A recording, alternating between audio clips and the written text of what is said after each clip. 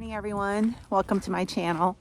I am Paula and I am out for a walk this morning, just getting some fresh air. And yesterday I posted a video that I'm not going to say I regret posting it, but sometimes I'll post a video and when there's like pure emotion in there, after the fact I feel like going in and deleting it, and I almost didn't post it.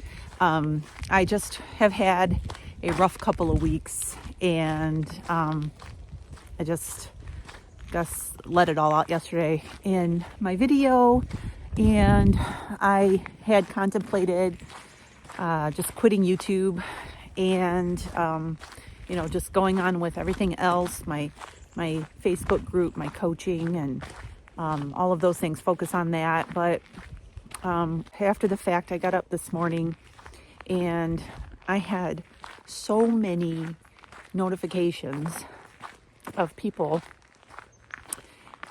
commenting and just saying that my videos help them, and this is the reason, this YouTube channel is the reason that they started their keto lifestyle, their low carb lifestyle, and they've experienced health benefits as well, and to keep going and all of that. And it's written in God's word that his mercies are new every day, and I'm thankful for that, because I need that every day. I need new mercies. I need a fresh start every day. And so anyways, I decided today to film. I wasn't going to film after yesterday's video. I was going to take a few days off and kind of reassess things, and just decided today, nope, I'm going to go ahead and I'm going to film a video today, and it's going to be a little chatty. I also plan on having a coffee chat later on with Ed, if he's willing. I'm sure he will be. I'm missing him on my walk today. He's my walking buddy, and he can't walk like this yet. He can't really go long distances. He still has a lot of swelling and inflammation in his leg when he does any kind of walking, even standing for a little while. So I miss him on my walk. I do have my little companion Sapphira walking with me. Speaking of which, I had a couple people ask me where I got the name Sapphira, and is it from Ananias and Sapphira in the Bible? And I know there are people wondering that, because I have a lot of Bible-based Christian people following me, and her name is Sapphira. But I have to tell you the origin of her name. First of all, her name is spelled differently than Sapphira in the Bible.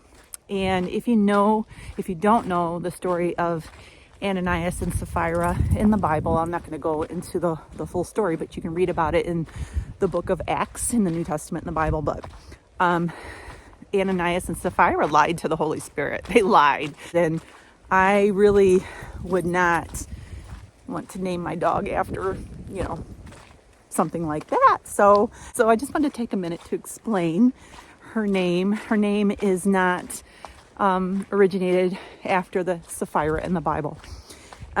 We got her from a breeder, and when I picked her up, her name, breeders usually name the little puppies, and that way they can, tell them apart.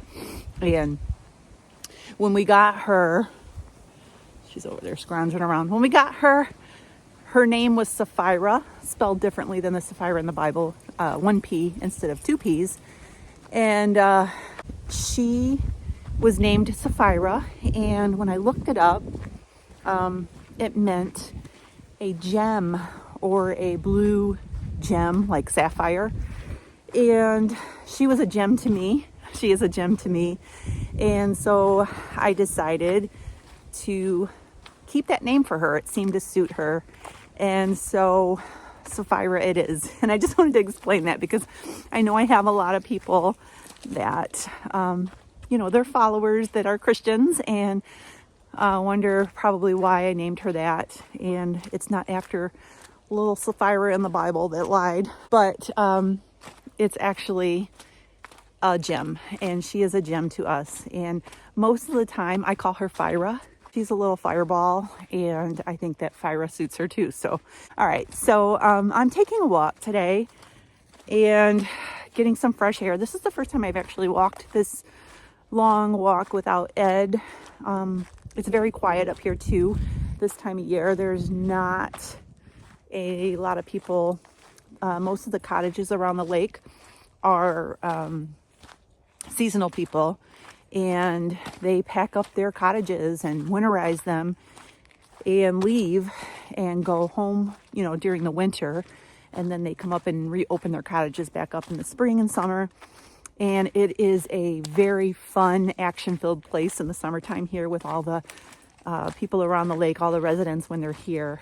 But right now there's only on the lake, I believe, 3 or 4 out of 50 some houses, residents that are here year round. So it is so quiet in the wintertime. Really nice when you want to have some peace and quiet, but it's a little weird walking around here when it's super quiet and you're by yourself. I'm not afraid. There's houses all around, and every so often there's someone here. I'm not like in danger or anything, but there is wild animals up in here. So I told Ed, if I'm not back in 30 minutes, drive around and look for me because a bear might have got me. So anyways, I'm enjoying my walk, and I'm fresh-minded today. Thank you for all of your comments, encouraging me, and you know, just making me realize what I'm doing this for. I'm doing this to help others, and it's not about myself. And sometimes I take comments that people say to heart that are negative or just plain mean. And I realized this morning that this is not about me. It's about all of you, and it's about me sharing what has helped me with all of you, because I really feel that food and your choices in food can indeed heal your body. And I just want to share that. And so I have to keep that in mind, that it's not this whole YouTube channel. This is not for me. It's not about me. It's about you all. And so forgive me for the moments where I think it's about me, because it's not about me, and I need to quit taking things to heart. And I just need to keep in mind what the ultimate goal is, and that is to reach people and let people know that there is there's hope. So I'm going to finish my walk, and then I'm going to go back and eat some breakfast. I think I'm going to make some French eggs this morning, my baked French eggs recipe. Super easy. I'm in the mood for those. It's funny because Ed's not a big fan of the baked French eggs. Come on, Fira. And he's not a big fan of those. So I don't make them that often because, you know, I'm not going to make them just for me, but I have been in the mood for them. So I'm going to make them. Also, stay tuned for later on. This is one of the residents that's here full time. So make sure you stay tuned to the end of this video. I'm going to share a really funny story tonight with you all. Something that happened a couple weeks ago with me and Ed, and I was really mad, but we'll tell you the whole story about it during our coffee chat later. All right, I'll see you soon. All right, so I just got back from my walk. I don't know why. I don't do that more often. It felt so good. But I'm getting ready to make some French eggs, and super easy. 3 ingredients, 4 if you count salt as your ingredient. I guess that's an ingredient, right? So all I do is I take a silicone muffin mold. I have heart-shaped ones. This is what I have here right now, so I'm gonna use these. I've never made baked French eggs in these, so we're gonna see how that goes. But all I do is, let me just turn the camera around and show you. I'm only gonna make 6 today, just because that's how much I'm gonna make. I have some cheddar cheese here that I have grated on my own. I still have a little chunk left here that I didn't grate up, but this is shredded cheddar. And normally I use Gouda. That's my favorite in this recipe. It's so good, but I'm out of Gouda. So I have some salt and some heavy cream, and I use Redmond's. I have a discount code for that. All I do is break 1 egg into each mold. Like I said, I'm gonna do 6 today. These molds might be a little small for these, but we'll see how it goes.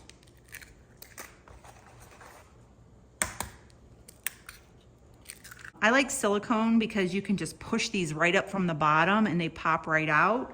But you can use whatever kind of muffin tin that you have.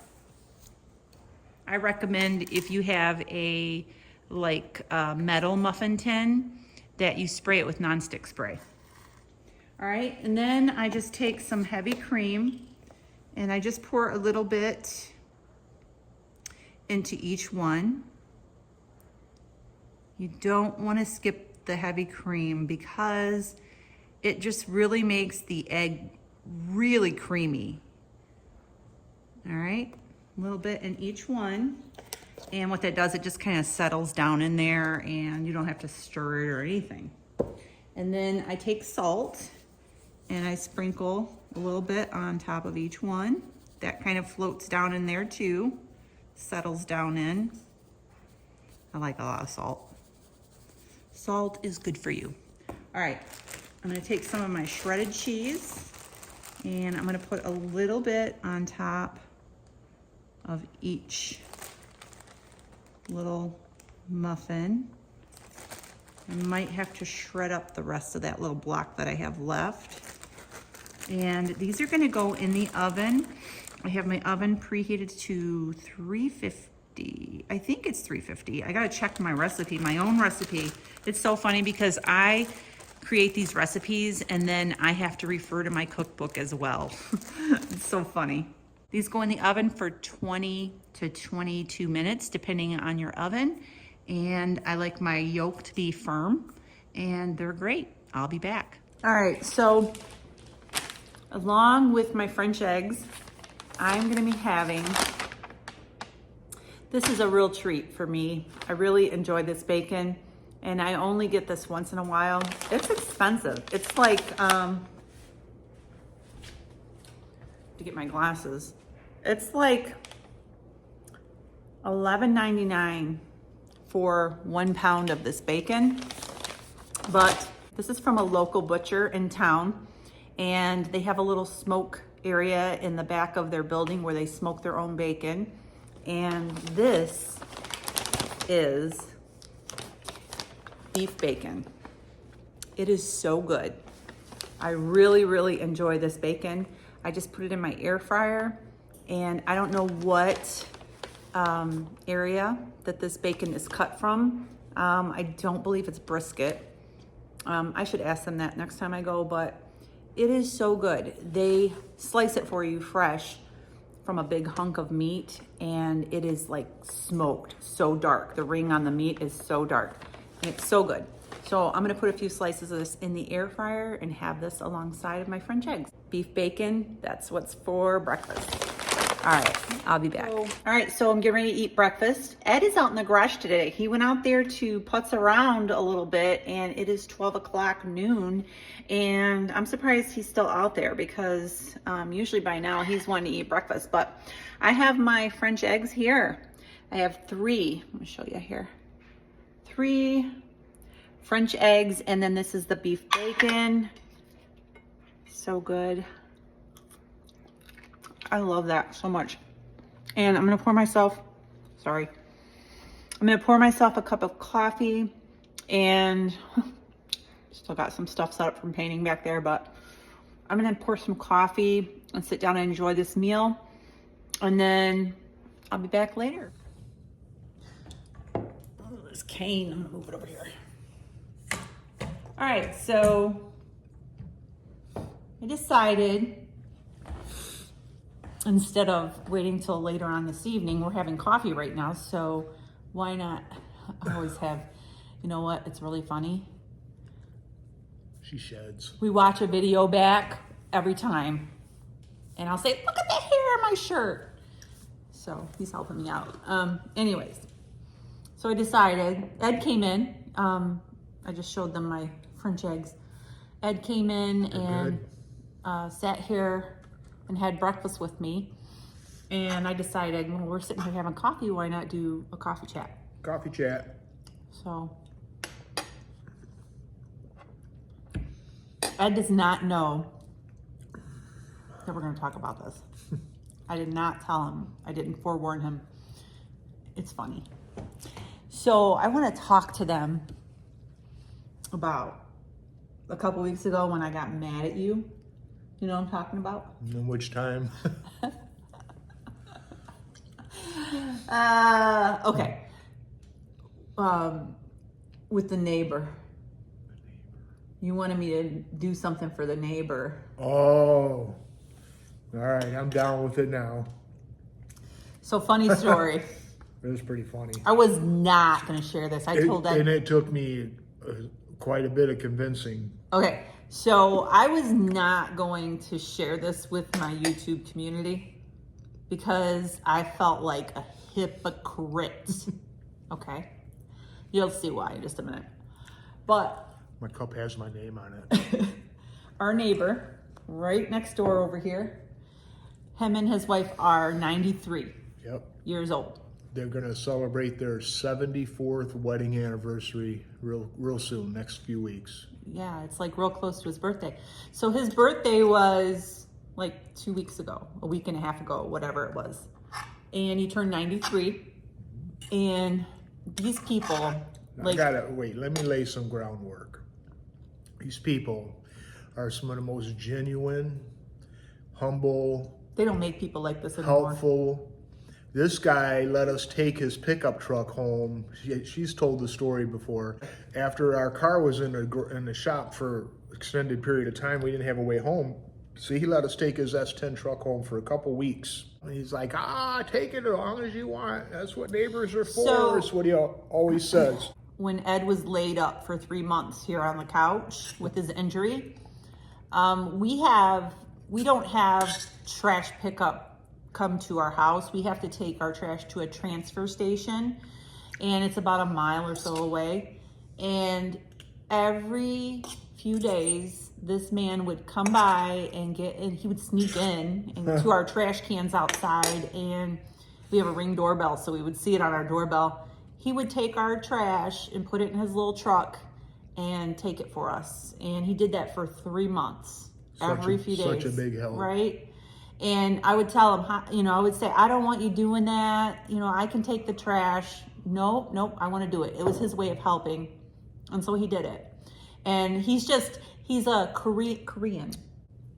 He's a Korean war vet, and he tells war stories, and just wonderful. They've taken us out to eat, the same stories over and over. Yeah, they've taken us out to eat at like restaurants around here when we first moved here, and they're just wouldn't let us pay for it either. Tell us how they met, the story of how they met, and all this stuff 70 years ago. They're just wonderful, wonderful people. Okay, they've lived here on the Lake about 40 years, and they know everybody. Everyone in town knows him, knows these people. All you gotta do is say his name. And when you're trying to tell people where you live, like if you're talking to somebody in town, you just say, we live next to Hobby, and okay, we know who he is. Yeah. And so anyways, fabulous people. So a couple weeks ago was his birthday, and this is the story.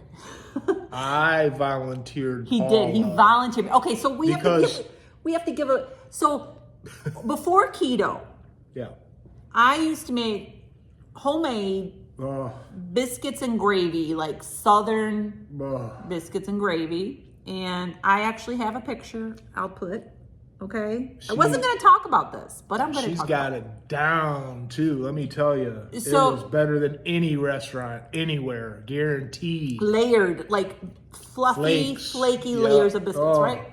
So, okay, so I have not, this is the reason why I haven't came up with a good biscuit recipe for keto, because I can't compare Nothing anything to these compares. biscuits. So that's why I don't have a biscuit recipe, okay? So 2 years ago, before I started keto, I had made some biscuits and gravy, and Ed went over to Hobby's and took him a batch of biscuits and gravy, and they really, really enjoyed it.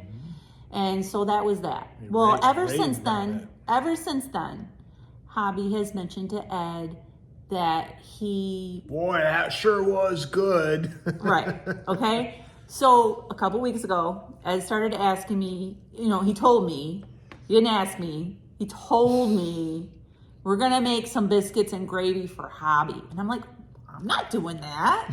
I'm like, that's against everything that I stand for.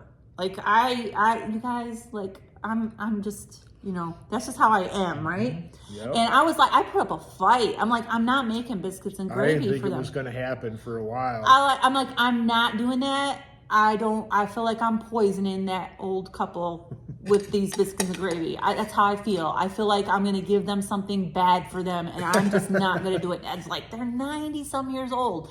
Like, they're going to go out to a restaurant and get it. Right. That's what he was saying. They do. That's exactly I would not what do they it do. for days.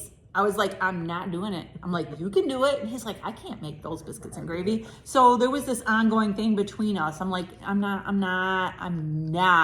Like, I was dead set. I am not making this biscuits and gravy for this couple, because no.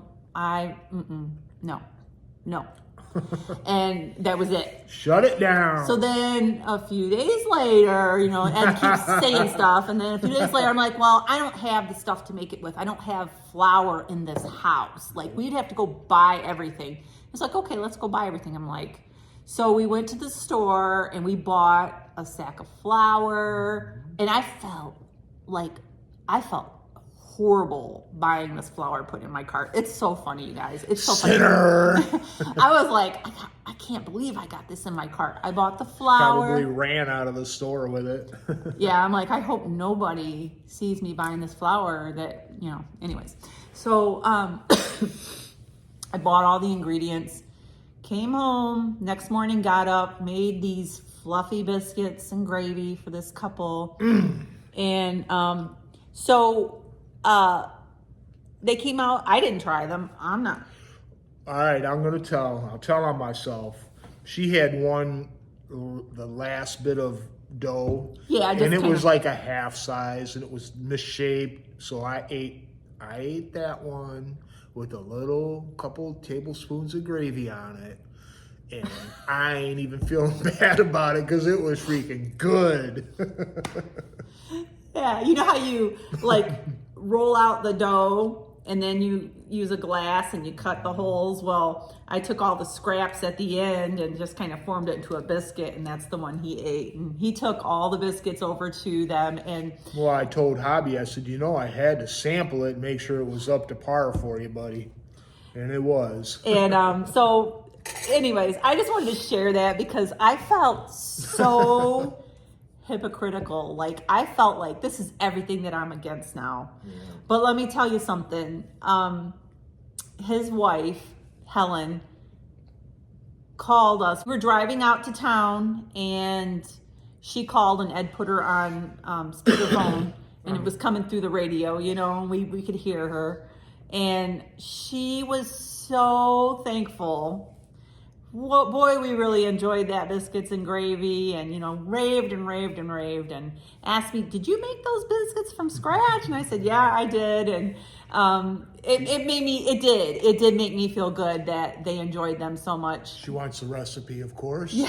Yeah. So you better give it to her too. Yeah. So I just wanted to share that story. I don't know why. I thought it was funny, and it is funny, and I'm really kind of impressed that you decided to share it. I know, I wasn't going to tell anybody. I'm like, don't you tell nobody I made this stuff for other people. I'm not. I was like, but you know what? I just think it was funny. Now I think it's funny and I want to share it. So I just need to make sure that everybody understands out there in YouTube land that Paula is very strict with this way of eating, and I am not as strict. I'm not dirty. Excuse me. I'm not dirty keto. No. But once in a while, I'll allow some badness, like those biscuits and gravy or whatever. But I try to moderate and keep it very little, and then I get right back on track. But when I do that, I notice that I don't feel well. My weight jumps 10 pounds every time, and it takes forever to come back off. Do you know why it does that? Why? Do you want to know the science behind? So you're on a low carb diet, and you have lost weight, and you have a cheat day or a couple cheat days, and you're like 10 pounds, like he said, up Every time. Do you know why it does that? Why? All right. Tell us. So when you eat low carb, it sounds like a commercial, Element commercial, but it's not. When you eat low carb for real, your body does not retain water. Your body does not hold on to water. It just flushes water, okay? So that's why a lot of people, when they first start to eat keto, they lose a lot of weight in the beginning because they're losing all that water weight, that carbohydrates. So carbohydrates causes your body to hold on to water. And when you eat carbohydrates, after you've been on a low carb diet, that's why it comes on so fast. Your body starts to hold on to water again. So it's not like you gained a bunch of fat if you had a cheat day or a cheat weekend. Let's say you went on a vacation and you ate, a few bad meals or whatever. You may have gained a little bit of fat, but most of it is water. So odds are, I am not the type of person that says, go have a cheat day and then get back on track. He knows I'm not giving the okay for that. She gives me the stink eye every time I do it. I'm just telling you that when you, stop it. I'm just telling you that when you get back on track, a lot of times within a few days, that water flushes back out. Well, that's just, my little story for the day, my funny story. I felt really bad about, I really put up a fight. Like, I was like, I'm not feeding anybody anything that I am not. Oh, yeah, come on. Oh, you were 100%. Mad. You were mad. And when I started making the biscuits, I was like, I don't even remember how to do it. I don't have the recipe. He was like, I did it. I had to really think, but it's been so long since I made them. So I told him, I said, you have to help me. You're going to be involved in this. So I said, you get over there to the stove. I don't care. I said, you get over to the stove and you're going to make the gravy. So he was over there frying up the sausage, the breakfast sausage. And I'm at the counter here and I'm just making that dough, and can't believe I'm making this. I was like that. She was fussing. And he was real quiet. He was like afraid to say anything. I could tell there was like tension in the air. But then I made them, and he had one. I wasn't talking much. I was mad. And then he took them. I said, take them over there. And he came over and got them. Ed took a nice bag. Hobby called me up the night before his birthday and was feeling bad. He's feeling guilty that I was going to bring them to him. He's like, I don't want you to do that and hurt yourself. I'll come and get them. What time should I come over? So he came and got But them. I put it in a paper bag and I wrote happy birthday on it. He smiled so big when he saw that too, And I did. And afterwards, like I said, after that phone call with her, and I felt good about doing that for them, but it was just funny. I just wanted to share it because now that it's been a couple weeks, I think it's funny now. I really was mad. I was mad that he She tells you guys the truth, man. This stuff is real. Mad that he volunteered me for that. I was seriously like, That's like putting poison into their bodies. I was like so mad. And I told her, I said, you know, they're 93 years old, honey. I mean, what's the point now, really? I mean, you know, let them have what they like. That's what I told her exactly. Too. I'm like, that's what do you think they order at the restaurant? You know, that's for sure what they're getting. So, maybe it ain't right, but it sure did make them happy, and that's where it's at. Yeah. So I'm not mad at you no more. Okay, good. You want to make them again? No. We ain't making those no more till his next birthday. No, hey, you guys, no joke. She's got that recipe down pat. Her mom's Southern. They're all from West Virginia, and I'll tell you the secret. Even though I'm not recommending, yeah, we used to make pan-fried cornbread too. But my mom, I don't know if my mom's gonna watch this or not, but I hope she does. My mom, I keep telling her she needs to do this way of eating because it'll help her arthritis. She has really bad arthritis. Really bad. Like her body's eaten up with it. It's funny because she knows she needs to do it. But my mom will say, too, but she can't. I can still have my beans and cornbread, right? And I'm like, no. And she's like, I can't do it then.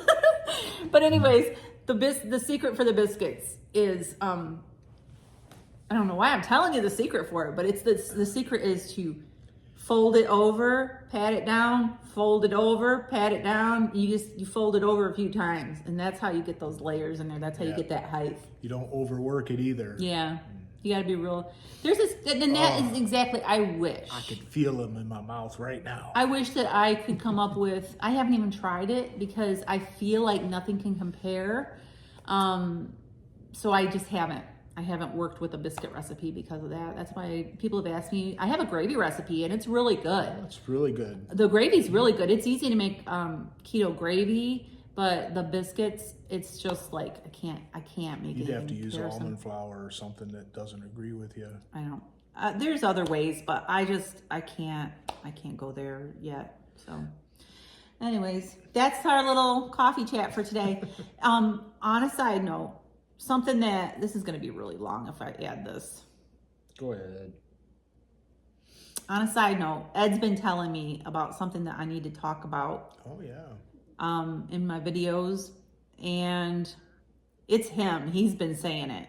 So. It's all my fault. He's been saying, it's this man right here, this man. He's been saying that I should talk to people on YouTube about trying this way of eating. If you're overweight. If you're considering bariatric surgery, please look at this way of eating, this way of living before you decide to do something like that. Because now we're not experts, we're not doctors, and we're not giving you medical advice, but bariatric surgery is extremely invasive and it can be very deadly. The percentage of it being successful is very low, and we can give you better results doing this way of life, eating the way we do, than I think any bariatric surgery can offer. That's just my humble opinion.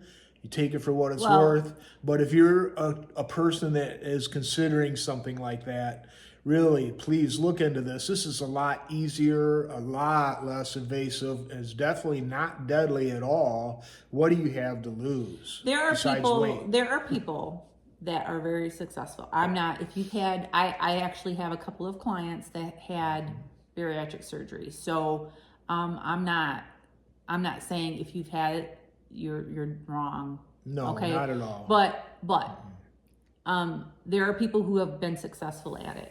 All right. So those who have been successful at it, that's awesome. Yep. But there are people, we know a couple of people personally that are experiencing health issues because of the surgery that they had. Okay.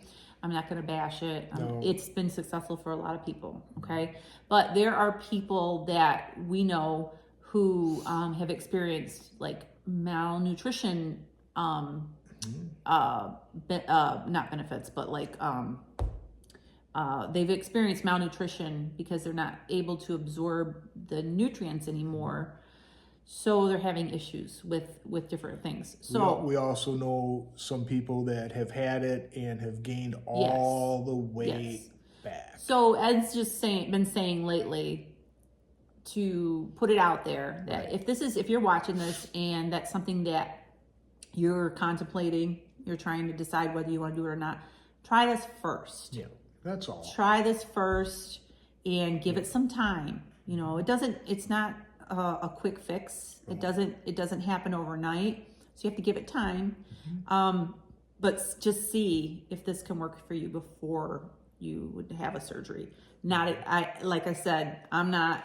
It may even benefit someone who has to have the surgery to get down. Yeah, if they have to lose weight before. Yeah. You know. Yeah. But so definitely give it a try. I feel like the testimonials that we've seen and people that we've talked to that have done this way of eating have benefited so much and turned around so many different medical ailments or surgeries or whatever, have turned it around like 100% if you just do it the way we teach it and stick to it and don't cheat.